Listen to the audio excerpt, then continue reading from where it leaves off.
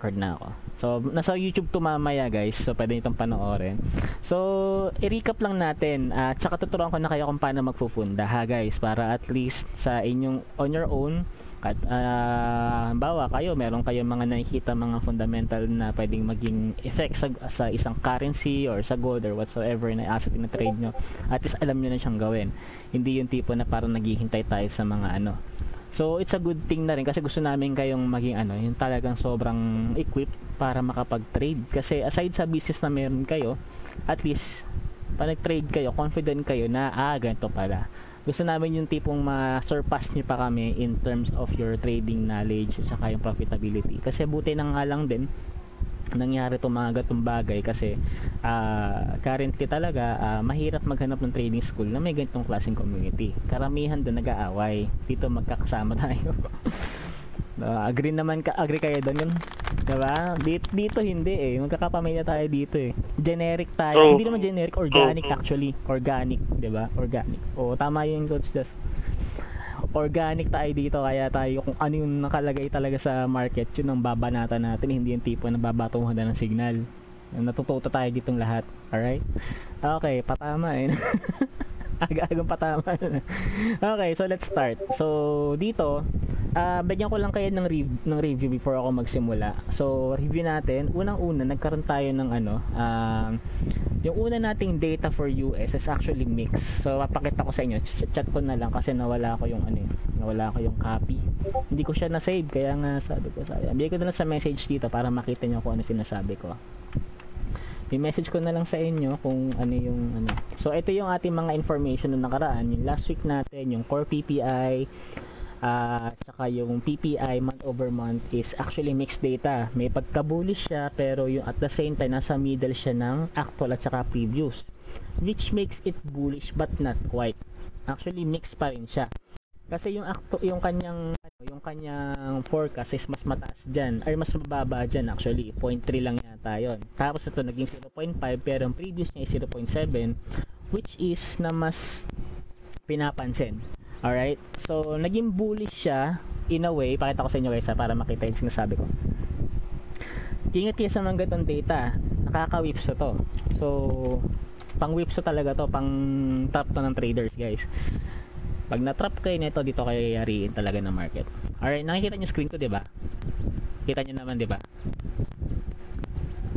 Okay. So, since kita naman,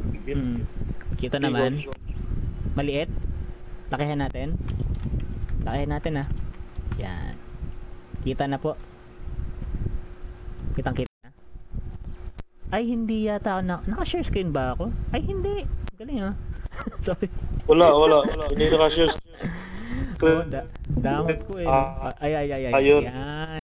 Okay. Nice one. Power. Alright, let's go. Sa core PPI natin sa kageto, pang-whipso yung mga data na yun eh, pansin nyo.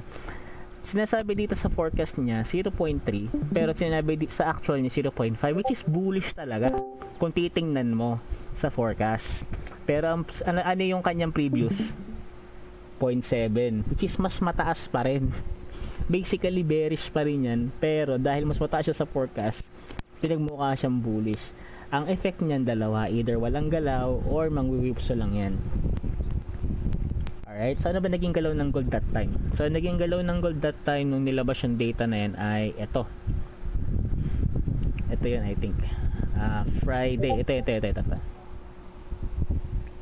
yun. So nung Friday nilabas yung data na yan, tama ba? Sorry Wednesday pala, Wednesday 8:30 PM nilabas yung data na yan. Where is that? Tayo sa 4 hours, medyo ito ako dun So from Wednesday nilabas yung data na yan. Wait lang, 1 hour around here.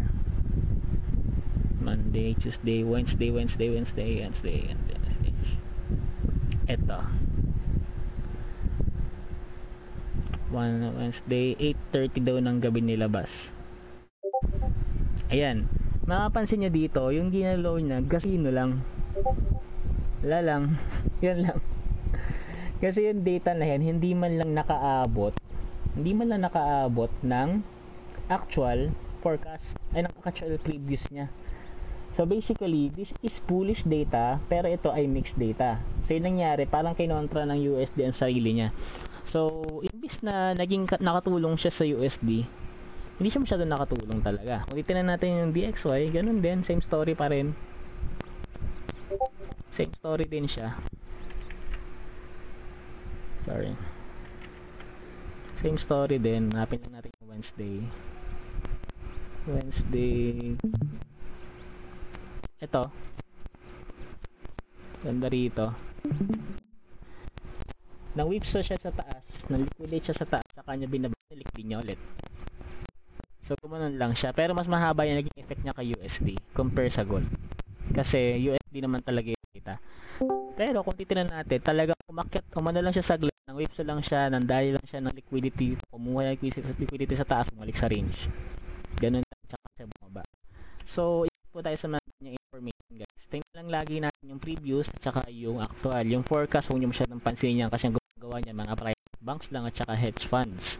So, hindi yan laging accurate. Usually, nakaka-mislead po yan. Yung mga nakita kong accurate na readings, usually sa Bank of, sa ano yan, sa, yung mga data sa English like GBP and Euro. Yun yung mga accurate karamihan. Pero hindi sila ganun accurate, pero pinaka-close siya lagi sa actual. Pero pagdating kay US talaga nakakaloko yung data. So, ingatan po natin yan.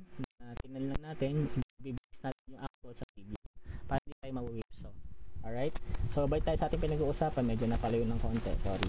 Pero, yun din yun. Related lang siya. So, yung nakarating data is mixed lang. Wala naman na doon nangyari. And because of that, since mixed yung data ng US at saka the same time, naging dovish yung comment ng Fed, ano nangyari kay gold? Tumaas.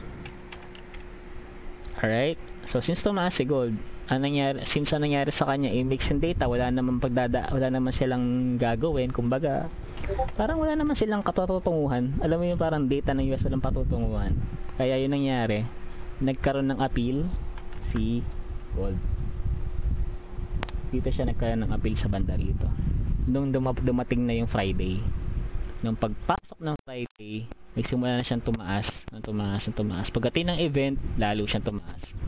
Kasi nga, ang reason kasi niya, naging dovish yung comment ng Fed. Nagkaroon pa tayo ng geopolitical tension. Tapos marami tayong Fed comments mas marami ang pabor sa interest rate hike pause. At the same time, at yung pause na nakaraan, yung interest rate pa nung nauna pang interest rate is na-felt na po ang effect. That is why na-bolster po ang gold. Okay? So, ganun po yung nangyari. So, sa mga bagong dating po, welcome po pala. Sorry, hindi ko kayo So, kakastart lang din naman po namin. Alright, so ganun yung nangyari sa gold na nakaraan. So, yun yung naging kanyang factors. Alright, so actually, ito nagbago rin yung sa oil price nga pala. Actually, si Saudi Arabia nag-pledge na sila na magtataas sila ng production. Bakit? Kasi tataas ang demand ng oil dahil meron pa tayong geopolitical crisis or geopolitical tension sa Israel. Ngayon, hindi ko alam kung sino susuportahan ng Saudi Arabia or yung war ba o yung production ng oil. Kasi possible yan talaga susuportahan yung mga Palestinians. Pero di natin alam. Pero as of the moment, mataas ang tension ngayon talaga. And I think lahat ng analyst sinasabi nila it's far from over pa raw. Hindi pa po talaga tapos yung de-escalation. Kumbaga yung escalation nandun pa lang sa kalagitnaan or papunta pa lang sa gitna, wala pang de-escalation na nangyayari. Alright? So, ayun lang talaga yun. Yun lang talaga. So, simple lang yung ating naging funda. Ang funda lang natin ay dovish yung Fed, nagkaroon tayong geopolitical tension, meron tayong mixed data sa US. Bakit tayo nagkaroon ng mixed data sa US? Dahil naramdaman nila yung inflation. Because of that, hindi magtataas na interest rate si Fed.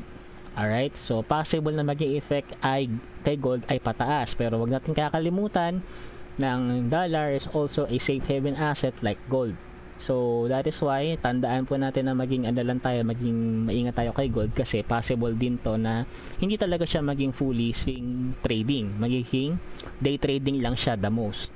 Kaya kung marunong kung day trader kayo, pwede niyo pong take advantage ang galaw ni gold today or bukas. Pag swing trader po kayo, medyo alanganin, pero make sure na high quality po yung probability ng trade ninyo. Pag scalper naman po kayo, it's a great way to scalp po ngayon. Sa ngayon, wala po tayong clear direction since Monday pa lang po. So, kung scalping at day trading po tayo, pasok na pasok po tayo ngayon today. Alright? Meron po tayo nagawang range dito na maliit lang sa technical analysis natin. Meron tayo maliit na range na nagawa dito. Possible na mag-range yan dyan. Hindi natin alam, pero possible. Meron siyang 780 pip na range. Yan. Possible na gumanyan yan. Respecting the key level. Dito. Respecting this key level. Alright? So, ayun po ang pwede niyang galawin. Possible. Today, kasi Monday po ngayon, walang masyadong galaw si market pag Monday. Okay? So, next. Check natin. And then, by the way, sabihin ko natin sa inyo, yung magiging data this week will be pabor kay gold lahat, karamihan. But it doesn't mean na pabor talaga lahat kay gold. Hindi pa lumalabas lahat ng information dito. Pero, pag once lumabas yan, possible talaga na lamang talaga kay gold kasi wala ng interest rate hike na inaasahan ang mga investors ni dollar. So medyo mag-aalangan na yung mga investor ngayon na mag-invest sa bonds. So ingatan po din natin yan, ha, check natin yon. So ang pinakamaganda yung trade natin ngayon ay currencies for now. Currency at ano ba? Currency, kung commodities po short term lang, ha guys. Ingat po tayo. So, ayan po yung ating advantage pag alam natin yung fundamental analysis natin. Alam natin kung hanggang saan lang yung pwede nating i-trade. Kung magde-day trade ba tayo, mag-swing trade ba tayo, or magi-scalping. Kasi alam natin yung sitwasyon ng market. Sa ngayon, yung market natin ay parehong safe haven, tumataas. Pero yung mga currency, possible umakyat din kasi napaka-dovish ng Fed. Okay? So, ayun lang po yung ating market short market briefing lang for today or fundamental. So, turuan ko lang kayo saglit kung paano ko kinukuha yung news. Okay? So, kinukuha ko ang news by TradingView. Okay? Punta lang tayo sa ating traded asset. Parang review lang to kasi next time gagawin nyo na rin to on your own para alam meron din kayong fundamental analysis of your own. So, pag tinik nyo tong parang icon na lightning icon dito, lalabas yung mga news about the asset. Okay? Pag tinik nyo yan, lalabas yung mga balita. Alright? And then, you may actually read this all. Basahin nyo lang ito. And then, malalaman nyo kung bullish or bearish. Tandaan natin, ang iisipin lang po natin, ano po magiging effect nito sa gold or kung ano magiging effect nito sa dollar. Kaya binabasa natin ng mga US news is dapat malaman natin ano ba magiging effect ng balita na to sa US dollar.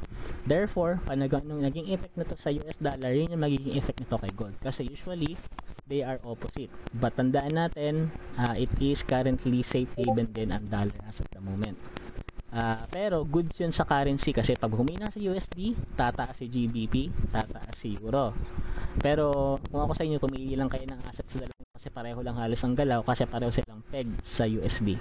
Okay? At the same time, si yen pwede nyo rin gamitin pang hedge. Maganda ngayon doon. I think pwede kayo makapag-swing din sa tatlong currency na yan. Pero pili na lang kayo sa dalawa, sa Euro tsaka sa GBP kasi halos pareho lang ang galaw na.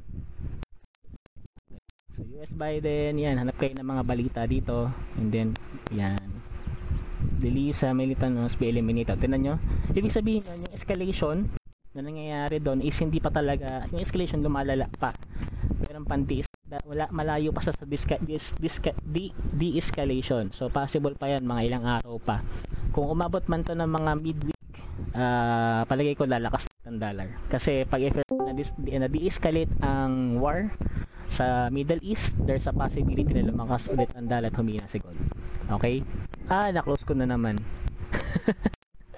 Na-close ko na naman yung news ko. Ayan. So, welcome po sa mga bagong dating. And pasensya na rin, hindi ko kayo nabati lahat pero good morning po sa inyo. Alright? Nakakuha ba natin kung paano ko kinukuha yung news? Nakakuha naman po. Pwede nyo pong i-chat para mabasa ko lang din. Baka kasi naguguluhan kayo para at least next time alam nyo na rin talaga. Hindi po. Hindi nyo nakakuha yung news? Nakuha po. Si Coach Jim, hindi niya yata nakuha. Coach Kev. Oh. Thank you sa sharing. Meron akong insight for the next week.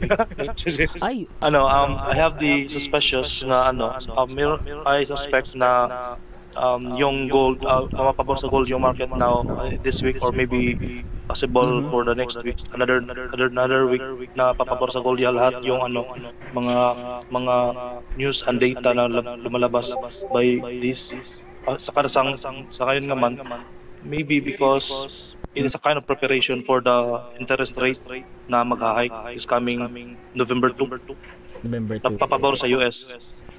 Yan ang isa sa pinakamalaking probability talaga, coach. Tama yun, coach. Kasi kung tutuusin, titignan natin medyo hindi pa nadi-escalate yung mga nangyayari. The same time talaga ang mag-focus sa Fed. Kasi kung titignan natin sa CME Fed Watch, actually ang taas pa rin ng chance na mag-post talaga pero papabor talaga kay gold karamihan for this coming weeks. By the way, share kayo ng insights ha. Okay lang po yan. Mas maganda mag-share kayo ng insight na ginagawa ni Coach Jazz kasi siya po ay talagang inaaral niya yan. Grabe. So 92% magpo-post sila, 7% no, hindi sila mag-raise ng interest rate hikes. Okay? Pero wag niyo palaging paniwalaan to. Minsan naloko ako nito. Isang beses ako naloko niya. Kaya namin magpo-post biglang nag-interest rate hike. Nangyari kami doon. Oo. Pero do your own research pa rin. Pero sabi nga ni Coach Just kanina, papabor sa gold. So there's a possibility na tama po ito. Tama po itong rates natin. Tama po itong probability natin sa CME. Okay. Thank you po pala Coach Just sa inyong insights. Okay. Sino pa ba? Pwede kayo mag-share ng insights ha. Huwag kayong mahiya. At the same time, magtatanong-tanong din ako sa inyo. Okay lang ba yun? Titrain ko kayo magpunda. Inspired lang ako sa iyo, Coach Kim. You're welcome, Coach. Basta that's why I'm very thankful about you. Ang sweet naman. Sige, thank you, bro. Ang ganda man na narinig ko ngayong araw. That make my day. Thank you. Ano pa ba? Yun. Kasi gusto ko magpahawa. Like how to be UFO. Parang ganun. First time mo lang ba mag-trade, Coach Jazz? Tanong ko lang.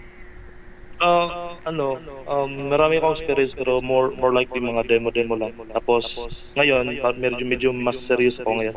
Kasi marami na akong naintindihan. Siguro sa exposure. Talagang dito kasi organic tayo, wala tayong AI dito, walang guide, basta tayo talagang pure diskarte lang. Dapat ganoon ang trader, hindi tayo natututo ng parang napaka-umaas tayo sa ibang tao. Tinutulungan natin sa natin para maging independent tayo kasi ganoon talaga, dapat ganoon. May sarili kang knowledge. Nagsimula ako, wala akong alam. Pero after 7 months or after 7 months, natuto ako ng sobra. And talagang nagagamit ko siya into my advantage actually. Kaya hindi man ako kumikita ng sobrang laki, pero nandun pa lang ako doon, nasa on the way na ako. Pero even nung panahon pa nagsisimula kami, hindi pa ako nalugi. Siguro hindi naman sa pagmayabang, hindi pa ako nag-negative na account. Lagi ako nasa break even or umakit lang ng konti. Hindi yung tipo nakaka-reach ng konta, pero nandun lang ako sa gitna. Usually ganun yung result ko. So hopefully tumaas-taas din yung pagdating ng panahon, pero sa ngayon focus muna ako sa funda kasi napakaganda ng fundamentals, guys. Kasi ang fundamentals, malalaman mo kung magsiswing ka ba, magde-day trade or mag-i-scalp at a particular given time. O diba? At least alam mo lang kung paano. So sino pa guys? Sinong nag-i-speech talaga ako ngayon. Sino pa yung gusto mag-share ng insights sa narinig natin ngayong umaga?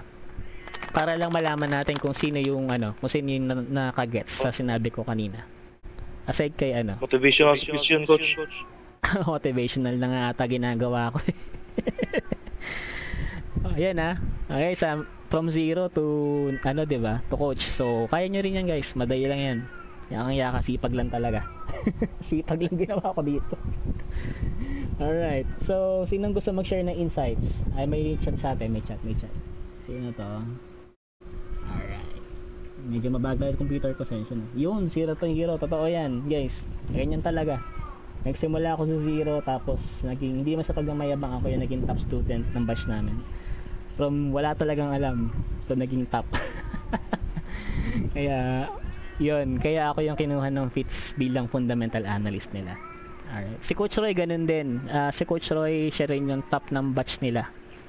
Hindi rin siya nagte-trade, YouTube lang din siya. Ako hindi ako nag-YouTube, talagang wala, zero pero top. Same with Coach Roy. So, yan, si Coach Roy din, inspiring story din si Coach Roy. Doon ako na-inspire sa kanya kasi kung si Coach Just na-inspire sa akin, si Coach na-inspire naman ako kay Coach Roy. Yun naman. Talagang zero din yan, tapos naging ano din, super galing. Ganun talaga. Actually guys, mahaba ang trading game. Pero kung marami kang nakakausap, marami kang nakakasama sa trading, mas lalong bibilis yung ano mo. Mas lalong bibilis yung iyong learning. Kaya wag kayong bibitaw sa sa gantong group natin kasi ito kayo matututo.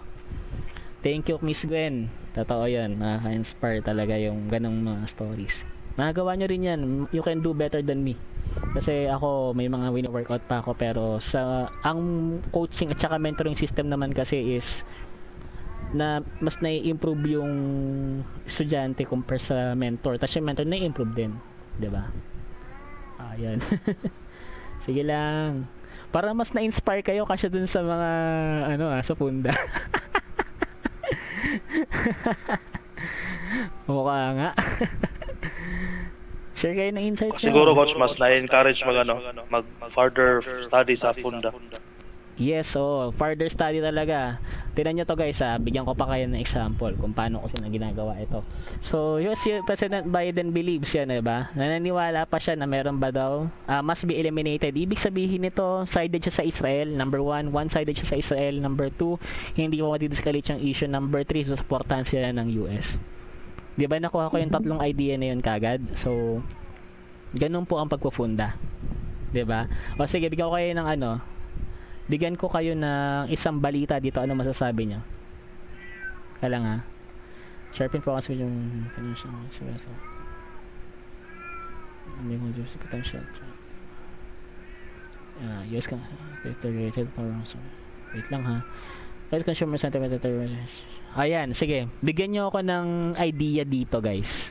Ano yung mga bagay na nakikita nyo? Sa unang basa pa lang alam mo na kagad kung ano yung possible na maging labas ng CPI actually. CPI data to.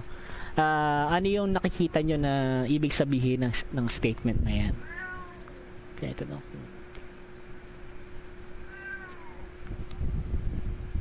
Chat nyo lang sa chat box kung hindi kayo makapagsalita or you can actually just speak up. Alright? Papasok ko to dun sa chat room para Uy, thank you Kens.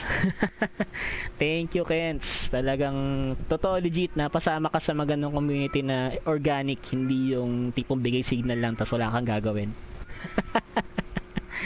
Yan, zero to hero ka talaga dito kasi syempre tuturuan ka maging sarili mong coach, maging sarili mong ikaw. Kumbaga, hindi ka yung tipo na asa-asa signal. Pantamad yun. Dapat ikaw mismo yung trader na gumagawa ng signal mo. At ikaw din mismo gumagawa ng kita mo. Hindi yung nakaasa ka sa ibang nagtitrade. Tama yan, Kens. Thank you, Kens. Alright. Sige nga, pakibigyan nga ako ng sentiment dito. Binasa ko pala sa message. Hindi bad sa US, coach? Yes, bad sa US. Sa normal citizen. Correct yun. But, good yun kay US dollar. Good yun kay US dollar. Ibig sabihin nun, pag good kay US dollar, alam nyo na ibig sabihin nun sa ibang currency. Tama naman yung Coach Jazz, pero ang ano doon is bad for people but good for USD. Good. Less optimistic consumer about the economy, expect nila mas mataas ang price. Good po, Sir Jim. Yan po yun. Ano pa po yung nadidig in natin guys. Bigay pa kayo. Sige Coach Jazz, go.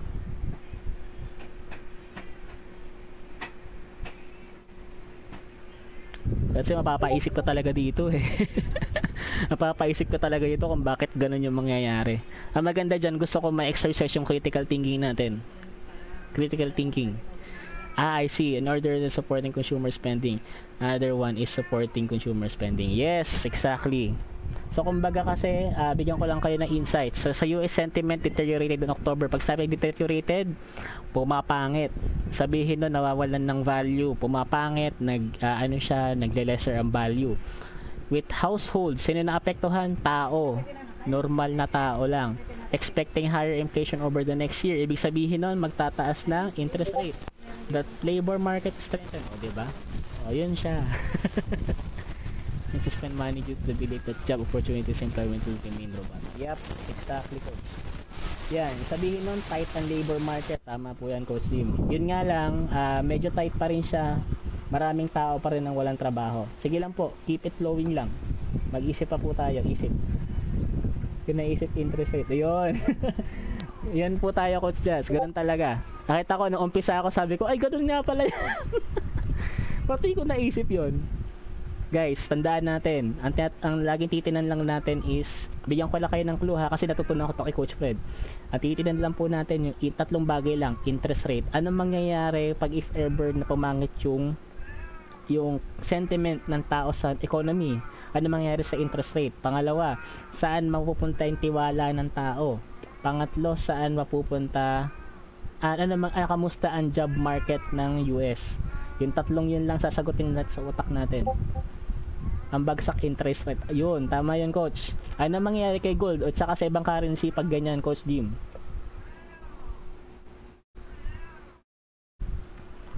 Sige lang, Coach Jazz. Kaya mo yan. Talagang ano ka dito. Ay exercise ang utak natin. Sige. Sell sa gold. Ayun! Exactly. Sell sa gold. Ganon siya, guys. So, ibig sabihin nun, ang nagsasuffer currently yung mga normal household. Pangalawa, tataas pa interest rate sa 2024. Pangatlo, tight ang labor market. Tama po yan, Coach Jim and Coach Jazz. Palakpakan naman natin sila, Coach Jim and Coach Jazz.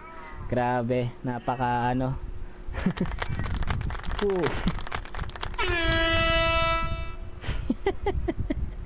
Sige, Coach Gwen, go ka lang. Share your insights. Mag-iisip tayo na mag-iisip dito. Isip. Thank you, Coach Jazz. Thank you, Coach Jim. You are, nag-i-improve po talaga tayo. Okay. Sige lang. Ganyan mag-fundamentals. Dati talaga tamad ako magbasa. Bare months, Coach, more production, higher possibility to spending din. You buy US dollar, sell gold. Try lang po. Pwede. Actually, pwede yan. Walang maling analysis. Guys, by the way, wala ako sinasabing maling analysis ha. Piniklarify ko lang tama lahat ng analysis natin.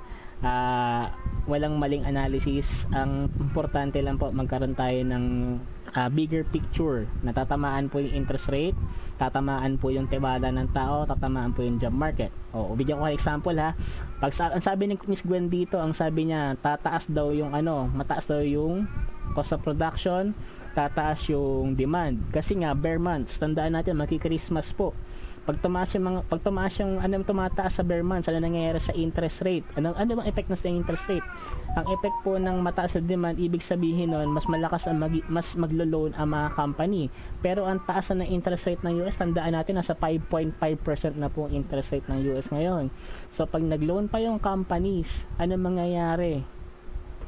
Mas magmamahal ang bilihin. Ano mangyayari sa inflation? Tataas ang CPI. Pag tumaas ang CPI, anong gagawin ni interest ni Fed?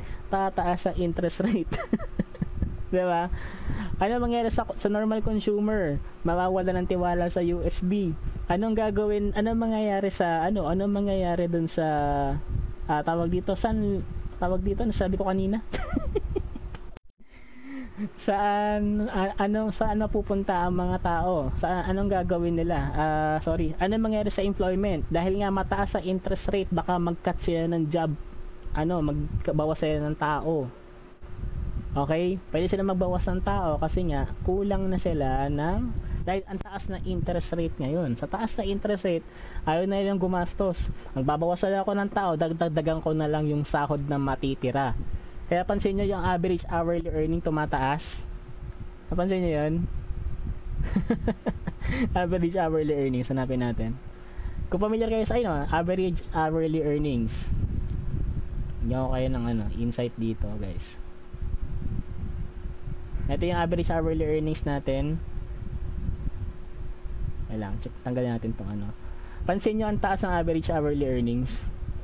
Kulay green karamihan. nag-iisang 0.2 pero karamihan green. Ano sa inyo guys? Pero nag-neutral lang siya ngayon kasi nga marami pa rin, sorry, nag-neutral pa rin pala.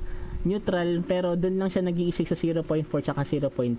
Pero most of the time, nalalampasan niya lagi yung forecast. Ibig sabihin po nito, ang sweldo ng tao sa US, yung sweldo ng tao sa US nananatiling pantay, pero hanggat maaari, nagbabawas sila ng mga tao sa labor market. Alright, nagbabawas sila ng mga hindi ganun kagagaling na tao.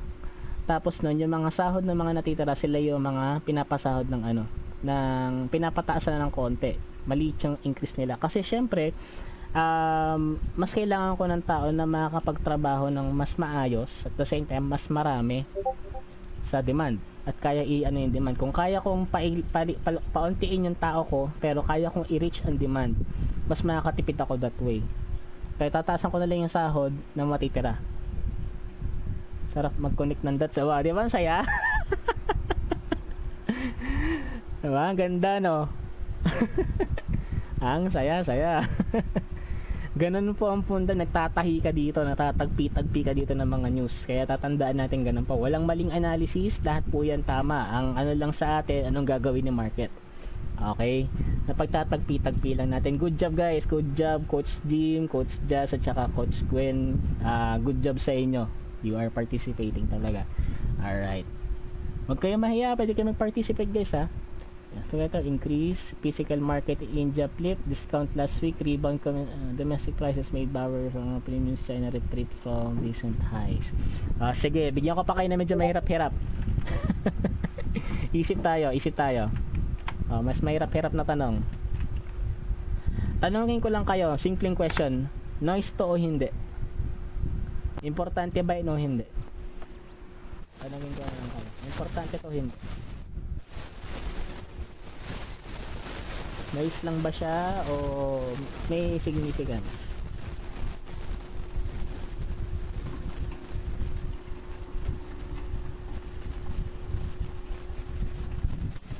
Diba? Ganun siya. Ganun mag-isip sa fundamentals. Kailangan alam natin kung yung news ba is bluff lang or possible na important.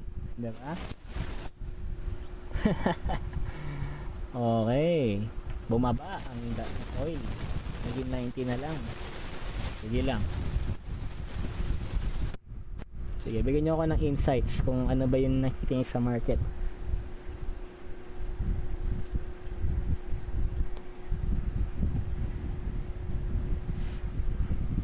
Tapos bigyan ko na lang kayo ng last. Tapos next time, may pagpupundahin ako.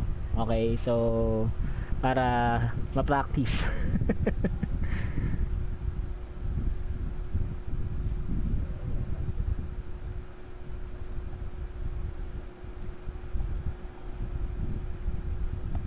Okay, babe. Oy, nice. Ito, tinan nyo ha. May tutangin pa akong isa.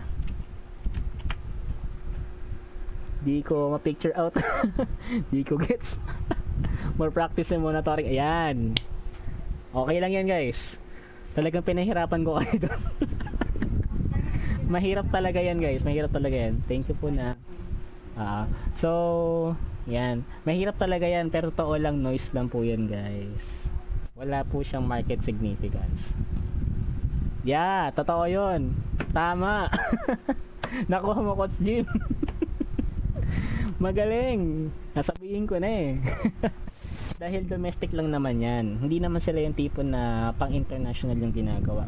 Sinasabi lang yan ng mga sinasabi lang yan ng mga news para ma-exage yung nangyayari. Pero totoo, wala talagang effect yan.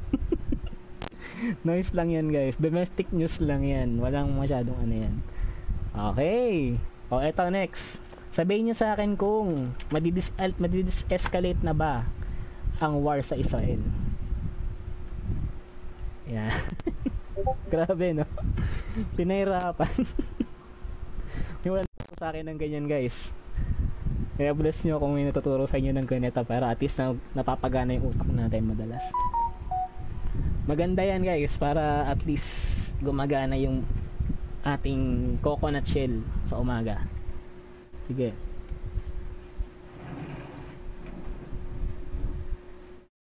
Bigyan niyo ako ng ano ba to? Madidis-escalate na ba yung war o ma-escalate pa siya ng ilang araw? Present your answer po. Huwag kayo mahiya, bigay niyo lang po lahat ng mga sagot niyo. Wag niyo, yung mga hindi pa po nag-participate, okay lang po yan kahit walang maling analysis. Pero pag may mga, halimbawa, may mga wrong analysis tayo na para bang medyo off, anuhin ko na lang yan. Yan. Sige lang, go. Giisip. Coach Jim, go. Go lang, Coach Jim. Sige lang. Go, Coach Kens. Go, Coach Jess. Yan, sige, participate. Patay, oh. Patay talaga. Anong ibig sabihin yan sa market? Anong ibig sabihin yan sa inflation? Anong ibig sabihin yan sa tao? Anong ibig sabihin yan sa job market? Alright?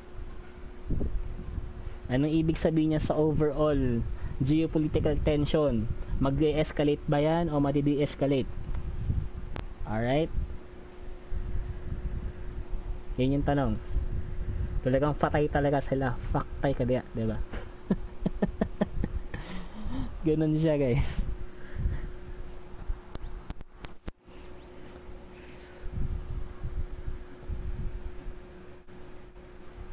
Actually, ganyan yung exam namin nung nakaraan eh. Nung nung nag-finals kami, mga ganyan na exam. Talagang pinakita sa amin. Kasi iniisip lang namin yung tatlong bagay na yun. Ayun na, alam na. Tuloy po ang gera. Okay? Yes, totoo yan, Coach Jim. True yan, Coach. Sige lang, bigay niyo pa yung sagot niya. Sabihin ko sa inyo yung sagot mamaya.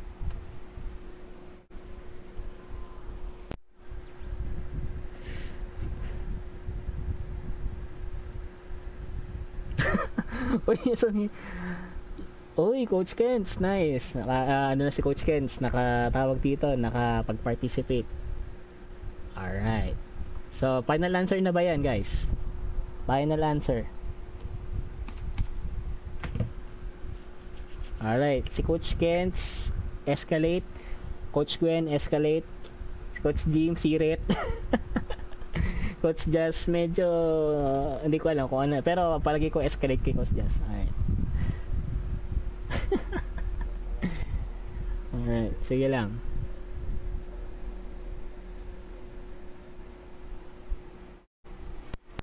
May kilala akong estudyante before na akala niya baliwala ang funda, pero totoo lang hindi talaga. And totoo, ang funda minsan yung nakakabobo ng technical. Minsan nabobobo ka sa technical, gawa kasi pupunda ka. Pero sanayin mo lang na pagsabayin ng funda at technical, babalik mo yung ano mo. Kasali sa array counter lang. Ang galing ng iyong analyzation, Miss Gwen. Magaling analyzation mo, tama po yan. Sige lang. Sige lang, give your answers. Escalate o de-escalate? Yan lang. Sige lang, guys. Escalate or de-escalate?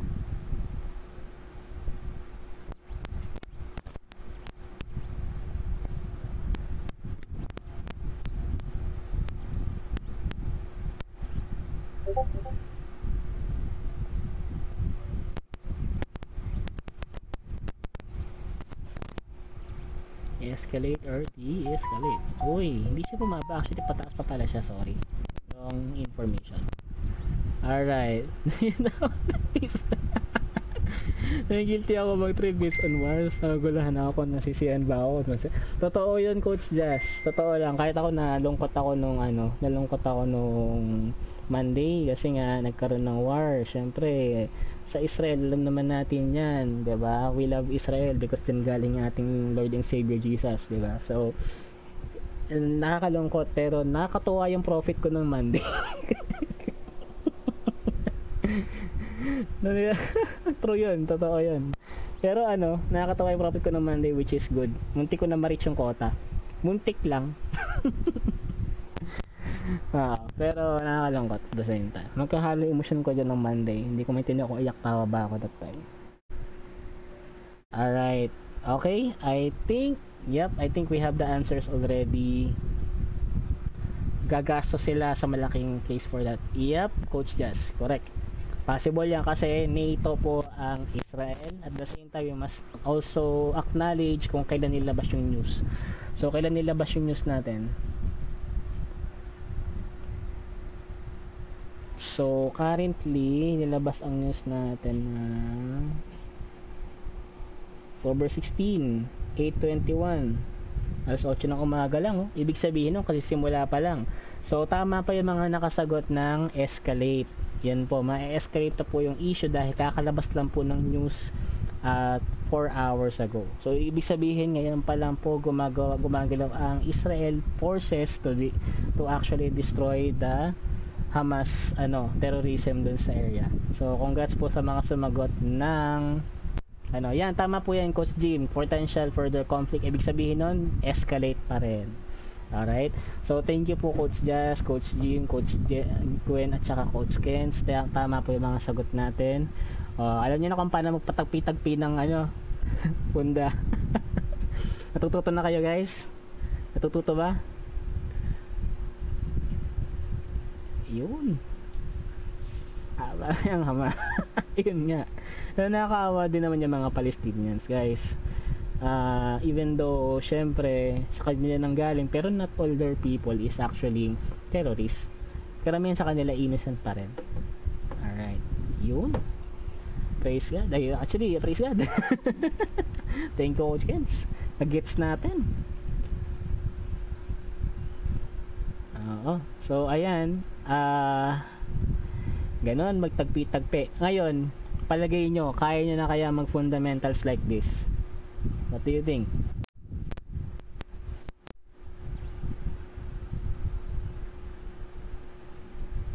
Oh, yan. Yes, tama ka dun, Coach. Talagang nakaka-boost ng talaga ang funda. Kaya, nako, I tell you guys, masaya mag-funda. Hindi lang siya masaya sa umpisa, pero sinasabi ko sa inyo, masaya yan. Kaya palapatan ng excited natin, guys. Alright, mga marites kayo sa mundo. Dahil dyan, ginagawa lang ko kayo ng pagiging marites ngayong araw. So yan, mga marites kayo. Okay, so ayan, galingan lang natin guys palagi pag nagtatagpi-tagpi natin ng istorya para makabuo ng conclusion na hindi dapat bias. Alright, saka dapat tama sa analysis. Okay, marites international yun, mga professional marites at saka professional na, international na marites to. Hello po, Miss Sir, ano ba to? Kumatan ko. Sir Mac, yan. Welcome po. So, nagdi-discuss po kami kung ano po yung fundamentals, okay? Gusto niyo po ba ng isa, guys? Gusto niyo pa ng isa? Isa pa ng isa? Isa pa. Okay. Sige, bigyan ko pa kayo ng isa. Bigyan ko kayo na medyo may hirap-hirap.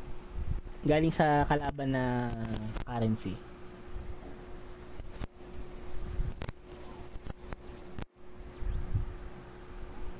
Para lang makita nyo rin. Ang blessed na mga una dito nakasama. Medic living as part of food and may be cautious of trade tensions and escalated while numbers with speech power seek further clues in US bank cloud. Okay, may something na mahirap pero ang ibig sabihin lang nito guys, kumuunti-unti na nag-shift yung attention ng mga tao from escalation ng ng Middle Eastern war down to Jerome Powell's speech. There's a possibility even though hindi pa ma-de-escalate yung war, there's a possibility like that na tulad nga sa Ukraine na hindi na rin pinansin yung war. Siguro bigyan mo ito ng mga 2 linggo, wala na to sa natin. Wala na to sa natin mismo. I think. Kasi nakita natin dito, investors, ito naman ginagawa ng investors guys. While investors awaited speech by Federal Reserve Chair Powell later this week. Ibig sabihin nun guys, umaalis sila sa Palestinian war. Diba? Nakagutom na. Okay. Kaya tayo, saan ka lang i-links ko siya.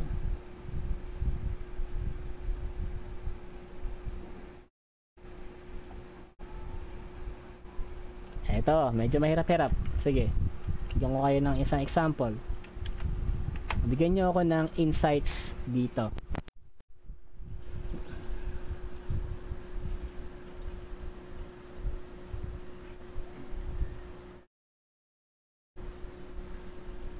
Ano ang nangyayari sa yen ngayon? Bakit siya sinushort? Yan ang tanong ko. Bakit siya sinushort ng investors? Even though yen is a safe haven asset like US dollar.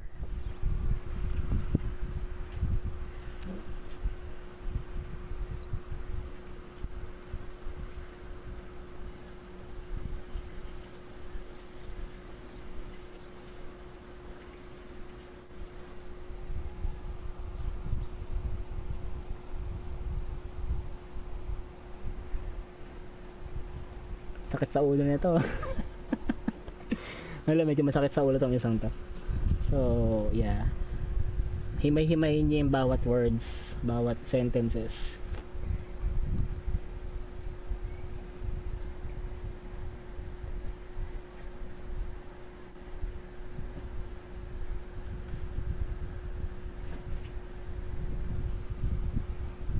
May kinalaman to sa economic calendar natin, guys. Yung huling ano, yung huling sentence dito.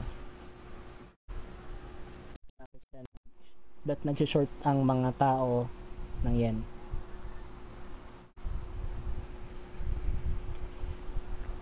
Pag nag-short siya ng yen, ibig sabihin nagbabay siya ng US dollar, guys. So ibig sabihin nun, matagal na nilang sinusuporta ng US dollar because of what? Yan, yung tanong. Sige. Kasi nag-ano, yun din yung dahilan kung ba't nag-short. Baka siya-short yung yen. At humihina ang demand ng yen. May nag-iisang dahilan kung bakit siya sinushort.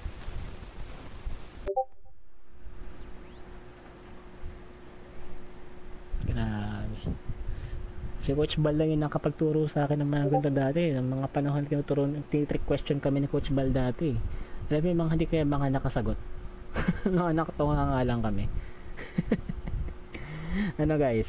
May naiisip kayo? Kung nahihirapan sabihin lang para explain ko kung bakit.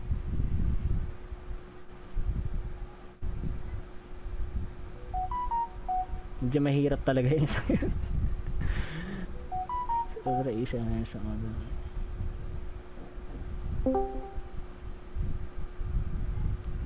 Mahirap pero wait. Okay lang yan. Sige lang. Medyo mahirap talaga yan.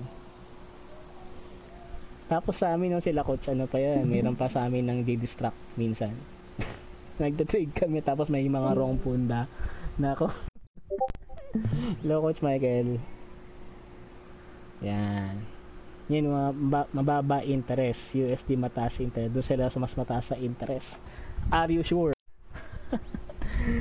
Sige lang. Morning Coach. Morning Coach Michael. Grabe. Welcome. Kaya-training ko na sila magpunta Coach eh. Baka gumaling. Sama ka Coach Michael. Ang tanong ko dito, bakit itong Funda News na to is making the yen short out.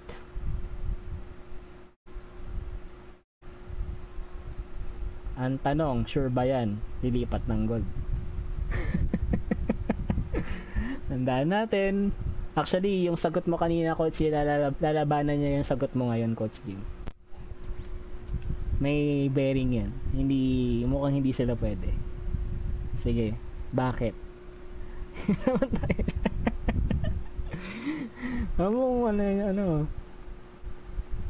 Sige, sama ka, Coach Michael. Sige.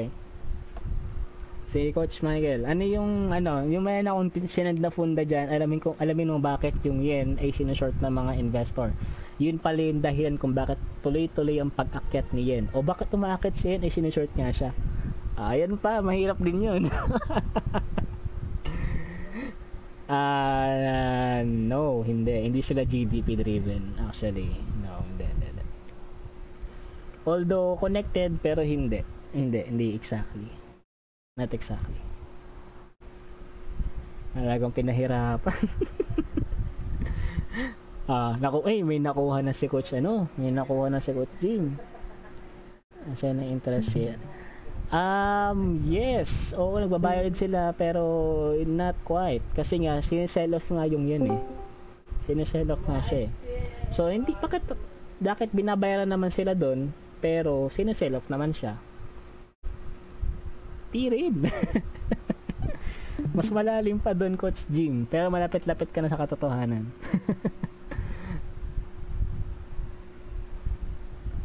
Yep, medyo ganun na nga yung Coach Gwen. Ganun na nga siya halos. Pero tama ka doon, Coach. Binabuyback nila yung yan. There's a possibility na ayan. Yung yung yun. Naliman mo pa, Coach. Hukayin mo pa, Coach. Hukay lang ng hukay, Coach. Grabe, no? Masarap magpunda, no? Coach Jazz, sasang ka na? Ano na? Wala ka na.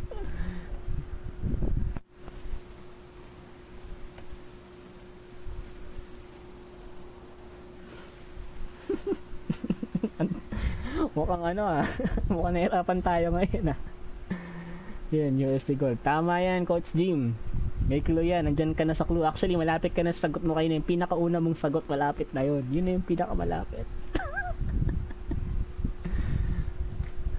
Sinashort nila yung yen dahil sa ganito. And because din sa ganitong bagay, bibili din sila ng yen. Ulit. Dahil din sa bagay na nag-short sila. Grabe na. Sakit na ba ng ulo nyo? Guys, ako, actually, pag nag-iisip ako ng matindi, yung ulo ko umiinit. Hindi literal lang umiinit, hindi yung mainit yung ulo ko Umiinit din yung, parang umiinit yung carry trade. Pwede, pero not quite. Teka lang natin yung ng carry trade ulit. Nakalimutan ko sabihin ng carry trade Nasa dulo ng dila ko. Carry trade.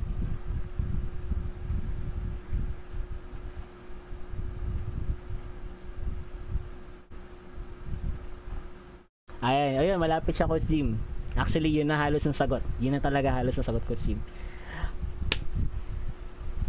Tumpak, Coach Gwen, dahil po sa bonds. Exactly.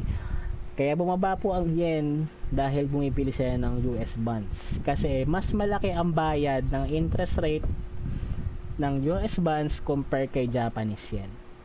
Tandaan natin, negative interest rate si Japanese yen, which is nagbibigay siya ng 1% interest sa bawat lender. Fix yon. Yung sa US government bonds, depende po yan sa US 10-year yield. Pakita ko sa inyo Nahirapan ba kayo dun, guys? Kaya nakuha ni Miss Gwen, tumpak yun. Tama yun. Nag-leap price nga kasi nag-leap price yung US 10-year yield. Grabe, di sa gold yung nag-leap price.